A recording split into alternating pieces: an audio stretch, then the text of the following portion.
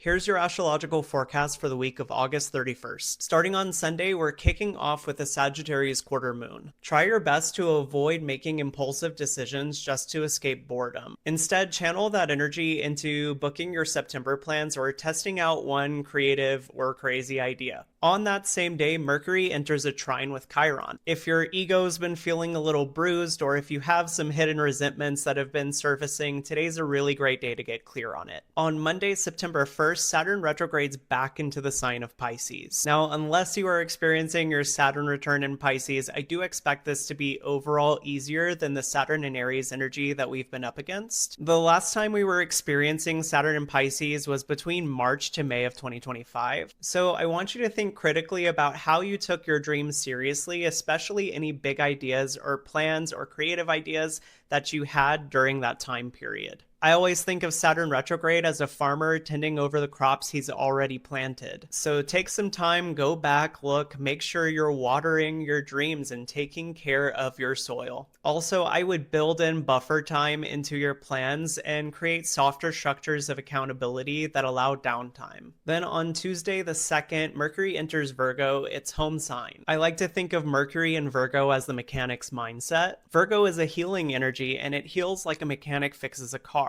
It has to understand how all of the small parts fit together in order to fix an engine. So instead of getting lost in perfectionist spirals, it's time to double down and focus in on the details. Wednesday, September 3rd delivers a doubleheader. Mercury squares Uranus in Gemini, so I would leave a little bit of space in your schedule just in case something unexpected comes up. Also on this day, Jupiter in Cancer will trine the North Node in Pisces. I see this as incredibly helpful for getting an intuitive sense of direction about where you're wanting to go and the type of progress you're wanting to make. Take advantage by trusting your gut instincts over your logic, and don't be afraid to be vulnerable by accepting support. Then on Thursday the 4th, Mars in Libra squares Jupiter in Cancer. On this day, I would avoid passive-aggressive peacekeeping or overcommitting to things that you realistically can't commit to. The clearer you can be in your communication on this day, the better for forward movement. And don't forget that other people's feelings are an important part of the process. Sometimes you have to slow down and talk it out instead of steamrolling someone. The last transit of the week happens on September 5th when Uranus stations retrograde. Now, Uranus goes retrograde for quite a bit of time, so this isn't anything unusual. But if you have early placements in any of the mutable signs or any of the air signs, I would pay attention to those placements and see how they're interacting with Uranus. And pay attention to what happened when Uranus first entered Gemini in your chart. Don't forget, eclipse season is on its way next week, so I will see you then.